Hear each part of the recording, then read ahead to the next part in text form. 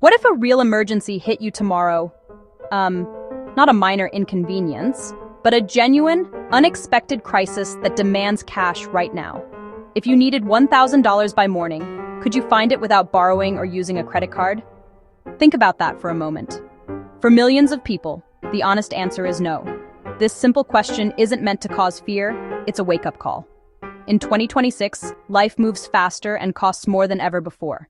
In this video, you'll learn 5 clear steps to create your emergency fund this year, even if saving feels impossible.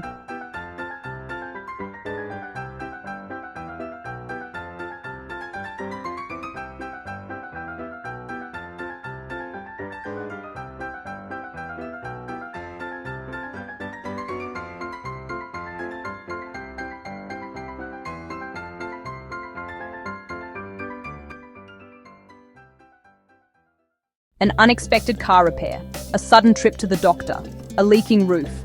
Having a cash fund ready for these moments is the first step toward taking control of your money and your life.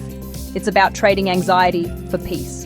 An emergency fund is your personal financial buffer. It is a dedicated pile of money that you save specifically for true unforeseen emergencies. This is not a vacation fund, a new phone fund, or a holiday shopping fund. This money has one job and one job only: to protect you and your family when life throws a curveball. It's the money you use when the transmission on your car dies, when a family member gets sick and you need to travel, or when your hours at work are suddenly cut. Think of it as a financial fire extinguisher. You hope you never have to use it, but you are incredibly relieved it's there when you see smoke. It's the tool that stops a small problem from turning into a devastating financial disaster. Why is starting this fund so critical right now, in 2026? The world feels less predictable than it used to. We've all seen how quickly things can change. From global economic shifts that affect our grocery bills to changes in the job market that can make even stable careers feel uncertain. Relying on credit cards to cover emergencies is a trap. It's like trying to put out a fire with gasoline. The high interest rates and fees turn a small problem into a mountain of long-term debt. Building a starter emergency fund is how you break that cycle. This journey doesn't start with a giant leap. It starts with a single, manageable step. We are not talking about saving tens of thousands of dollars overnight. The first goal is simple, clear, and achievable. Build a starter emergency fund of $1,000. That's it. For some, whose essential living costs are lower, a goal of $500 or maybe $10,000 might be the equivalent starting point. The specific number is less important than the act of starting. This initial fund is powerful because it provides a crucial cushion. It's enough to handle many of the common emergencies that would otherwise send you into a panic and force you into debt. It is the first brick in the foundation of a new, more secure financial life. Section 2. The bedrock of financial peace. Why an emergency fund is non-negotiable in 2026. Life has a way of happening, whether we are ready for it or not. In 2026, the cost of unexpected events is climbing. A simple ER visit for a twisted ankle can leave you with a shocking bill. The check engine light can mean a repair that costs hundreds or even thousands. These are not once-in-a-lifetime dramas. They are normal. They are frustrating. They are expensive bumps in life. Without an emergency fund, those bumps feel like mountains. You may be forced into desperate choices: swiping a high-interest credit card, taking a predatory payday loan, or borrowing from family. That adds stress to relationships. An emergency fund is your shield against that stress. It stands between a simple problem and a full-blown financial crisis. With cash set aside, you have options. When the washing machine floods, you can call a plumber and write a check without panicking. When your child needs emergency dental work, you can focus on their health, not the bill. This fund lets you handle problems directly and calmly. It turns high anxiety into a manageable inconvenience. This shift from panic to peace is a major benefit. The economic landscape of 2026 makes this buffer more important than ever. We live in rapid change, where job security can be fragile. Companies restructure. Industries evolve. Sometimes good employees face layoffs through no fault of their own. An emergency fund is a vital safety net during unemployment. It gives you breathing room to find the right next job, not the first out of desperation. It covers your rent, groceries, and essential bills while you search, reducing the pressure of lost income. This stability during transition is priceless. Building an emergency fund is an act of hope and self-reliance. It declares you are in control of your financial future. Instead of living in fear of the next bill, you prepare for it. This proactive stance changes your relationship with money. You move from weakness to strength. Every dollar you save votes for a more secure, less stressful future. This isn't just avoiding debt. It's building a life not one emergency away from ruin. Section 3, the first summit. Setting your initial $1,000 goal. The idea of building a large savings fund can feel overwhelming, especially if you are starting from zero. That is why we do not begin by trying to conquer the entire mountain at once. Instead, we focus on reaching the first base camp. Your initial primary goal is to save a starter emergency fund of $1,000. This amount is deliberately chosen because it is significant enough to cover many common emergencies and small enough to be achievable for most people within a few months. If you live in a country where $1,000 is a very large sum, adjust the goal to the equivalent of 1 month of your absolute essential living expenses: rent, basic food, utilities, transportation. The key is to have a clear, tangible target. To make this $1,000 goal feel even more manageable, break it down into smaller milestones. Your brain loves to celebrate small wins, and this process is all about building positive momentum. Don't just focus on the final $1,000. Instead, set your sights on saving the first $100. When you hit that, give yourself a mental high five and aim for $250. After that, push for $500. Each time you reach one of these mini goals, you are proving to yourself that you can do this. You are building the habit of saving and gaining confidence with every step. Section 4. Operation Find the Money. 5 concrete ways to source your savings.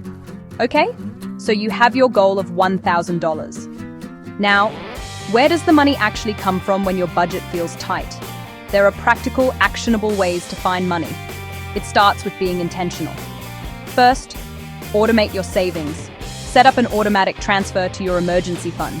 Schedule it for payday. $10, $25, $50 per paycheck. Start somewhere. When it moves automatically, you save before you have a chance to spend it. Pay yourself first, the cornerstone of successful saving. Second, go on a subscription diet and cut small recurring costs. Take a hard look at your monthly bank and credit card statements. Streaming services you barely watch. Apps you no longer use. A gym membership that has gone untouched for months. Cancel them, be ruthless. Every subscription you cut is instant cash back for your emergency fund. Also, look at daily habits. Making your coffee at home can easily save you over $100 a month. Packing your lunch instead of eating out can save even more. Small, consistent changes add up much faster than you think. Third, declutter and sell things you no longer need. Go through your closets, garage, storage areas, old electronics, clothes you haven't worn in a year, baby gear your kids have outgrown, books you've already read. Use online marketplaces like Facebook Marketplace, eBay, local consignment shops. A weekend garage sale can bring in a few $100s. One-time cash injection, a big boost toward your $1,000 goal. Once you start gathering the money for your emergency fund, it is absolutely critical to keep it in the right place. The biggest mistake people make is co-mingling their emergency savings with their regular checking account. When your emergency money is sitting in the same account you use for groceries, gas, bills, it is far too easy to spend it accidentally. You might see a larger than usual balance and think you have more spending money than you actually do. To be effective, your emergency fund needs to be separate. It should be out of sight and slightly out of mind, but still accessible when you truly need it. This separation creates a psychological barrier that forces you to be intentional about using the funds. The best place for your $1,000 starter emergency fund is a separate high-yield savings account at a bank.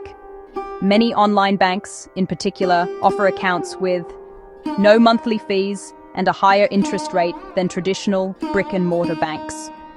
While the interest you earn on $1,000 won't make you rich, it is still better than earning nothing. The most important features of this account are that it is safe, insured by the government, like through the FDIC in the US, and that you can access the money within 1 to 3 business days. Do not prioritize a super high interest rate over safety and accessibility. The main job of this money is not to grow, but to be there when you need it. Another viable option in 2026 is to use a secure e-wallet or a reputable savings application. Congratulations on reaching your first major goal of saving $1,000. Take a moment to appreciate this accomplishment. You have built a financial buffer that puts you ahead of so many people. You now have a safety net that can absorb many of life's smaller financial shocks. But this is just the first step on the path to true financial security. The Starter Emergency Fund handles small emergencies. A fully funded emergency fund handles the big ones, like a major medical issue or a prolonged job loss. Now that you have momentum, set your sights on the next, more substantial goal. The standard recommendation is 3 to 6 months worth of essential living expenses. 3 months, 6 months. This is not total income, it's bare bones essentials. Housing, utilities, transportation, food. Calculated. Add your mortgage or rent, average utility bills, grocery budget, commuting costs, then multiply by 3. If your job is stable, 3 months is a great goal.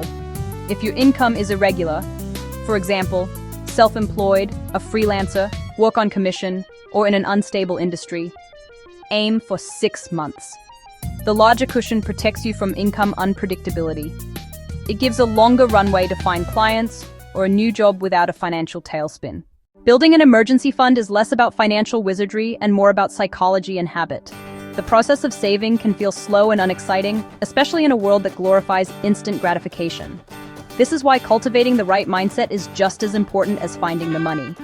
Not as a punishment, not as a deprivation, as an act of building safety, as an act of building freedom for your future self. Each dollar you put away is a brick in the wall that protects you and your family from financial harm. When you shift your perspective in this way, saving becomes an empowering action rather than a painful chore. Consistency is the secret ingredient that makes it all work. Save a small, consistent amount every single week, not a large amount sporadically. Consistency builds the habit. It trains your financial muscles.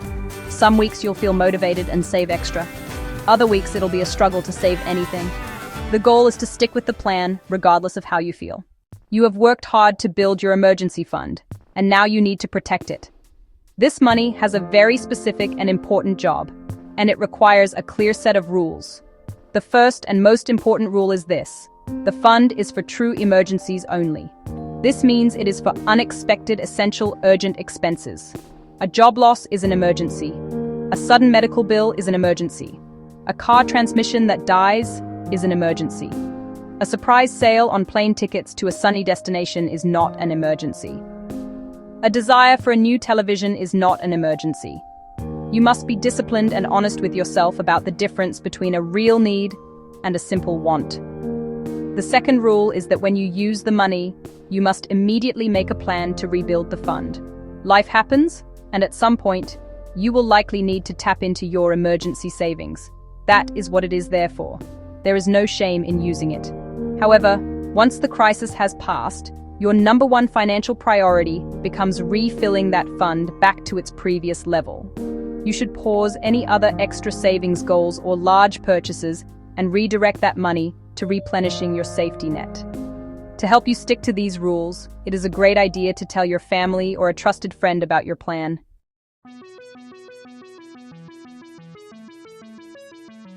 You have now learned everything you need to know to build a starter emergency fund and take the first crucial step toward financial peace.